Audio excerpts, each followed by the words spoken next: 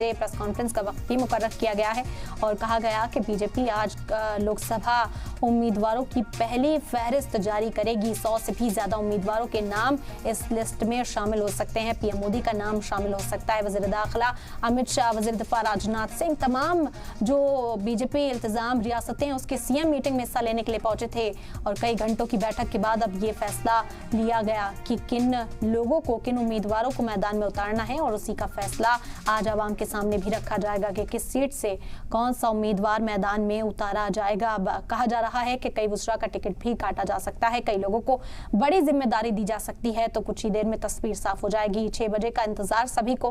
Press conference बेहद अहम बताई जा रही है। अब इस प्रेस कॉन्फ्रेंस को खिताब करते हुए बीजेपी की ओर से क्या ऐलान किया जाता है ये देखना होगा, क्योंकि तमाम रियासतों में जो लिस्ट है वो अब सामने आने लगी है। उत्तर प्रदेश की ही बात की जाए तो समाजवादी पार्टी की ओर से भी उम्मीदवारों का ऐलान किया गया। कांग्रेस भी लगभग तैयार है और अपने उम्मीदवारों पर गौर खौज कांग्रेस की ओर से भी किया जा रहा है। आम आदमी पार्टी ने दिल्ली और हरियाणा के लिए अपने उम्मीदवारों का ऐलान किया। गुजरात के लिए पहले से ही दोनों ही नाम तय कर लिए थे आम आदमी पार्टी ने और इसी वजह से बीजेपी कहीं भी अब कमी कोताही बरतने के मूड में नजर नहीं आ रही। उम्मीदवारों का ऐलान जल्द किया जाएगा ताकि जो जमीनी ऑपरेशंस हैं, आवाम को राग़िब करने का जो काम है, जो इंतखाबी तशहीर है, वो यहाँ की जा सके।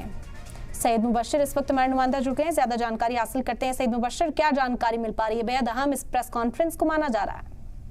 बिल्कुल, देखिए मैडम, जिस तरीके से लगातार माहौल चुनावी होता जा रहा है उसमें साफ तौर पर कि आज तकरीबन 60 से 70 सीटों पर बीजेपी अपने उम्मीदवारों का ऐलान कर सकती है, क्योंकि पिछले दिनों देखा गया था प्रधानमंत्री नरेंद्र मोदी समेत चाहे वो गृह मंत्री अमित शाह हो या फिर राष्ट्रीय अध्यक्ष जेपी नड्डा हो, बहुत लंबे वक्त तक तकरीबन रात के 3:30 बजे तक इस बात पर मीटिंग चली थी। हालांकि 2:30 बजे के बाद प्रधानमंत्री नरेंद्र मोदी इस मीटिंग में निकले 2:30 बजे रात तक। तो ये जरूर कहा जो गौरव फिक्र चल रही थी लगातार जो कैंडिडेट्स को लेकर सिलेक्शन कमेटी की तरफ से जो बातचीत हो रही थी जिस तरीके से, उस पर कहीं ना कहीं अब फुल स्टॉप लगता नजर आ रहा है। 60 से 70 लोगों की जो लिस्ट है बीजेपी कैंडिडेट की, उन पर जो है रायशुमारी तकरीबन तय मानी जा रही थी और उन्हीं की एक लिस्ट जारी हो सकती है अभी तक के हिसाब से। लेकिन फिलहाल जिस तरीके से अभी कहा जा रहा है कि इसमें कोई कंफर्मेशन फिलहाल कोई आधिकारिक पार्टी की तरफ से नहीं है कि आज ही होनी है, लेकिन कहा यह जा रहा था कि बीजेपी पहली लिस्ट जारी कर सकती है फिलहाल।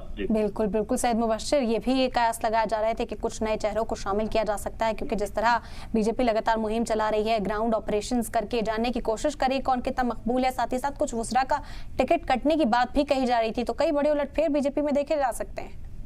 अब बिल्कुल देखिए, इस बार तकरीबन जो बीजेपी के जो जराए हैं हमारे, उनके हवाले से जो खबर थी, तकरीबन इस बार लोकसभा चुनाव में 30% लोगों के टिकट या तो बदले जाएंगे या फिर काटे जाएंगे। इस बात का अंदेशा काफी वक्त से लगाया जा रहा था, क्योंकि इस बार नए चेहरों पर बीजेपी पूरी तरीके से दांव खेलने को तैयार है और कई लोगों के जो सर्वे आए हैं, जो जिन लोकसभा के, उनके हिसाब से भी उनको टिकट देंगे या नहीं देंगे उसमें भी रायशुमारी की गई। लेकिन साफ तौर पर है कि जिस तरीके से बीजेपी 400 पार का नारा दे रही है, उसमें किसी तरह की कोताही बरतने की फिलहाल मूड में नजर नहीं आ रही है। बिल्कुल बिल्कुल, जंगी पैमाने पर एक तरह से कहा जाए तो तैयारी सईद मुबश्शिर इस वक्त बीजेपी के खेमे में देखी जा सकती है। कहा जा रहा है कि 100 से भी ज्यादा उम्मीदवारों के नाम शामिल हो सकते हैं। पीएम मोदी का नाम भी आज पहली ही फहरिस्त में उसका भी ऐलान किया जा सकता है। क्या कयास है, क्योंकि हमने मीटिंग देखा, कई दौर की मीटिंग हुई है और उसके बाद कई घंटों तक पीएम मोदी की सदारत में भी वो पार्लिमानी उमूर की मीटिंग चलती रही। क्या उम्मीद जाहिर की जा रही है? बिल्कुल, देखिए, प्रधानमंत्री हो या फिर गृह मंत्री हो या फिर रक्षा मंत्री हो, ये 3 नाम तो ऐसे थे जिनको माना जाता है।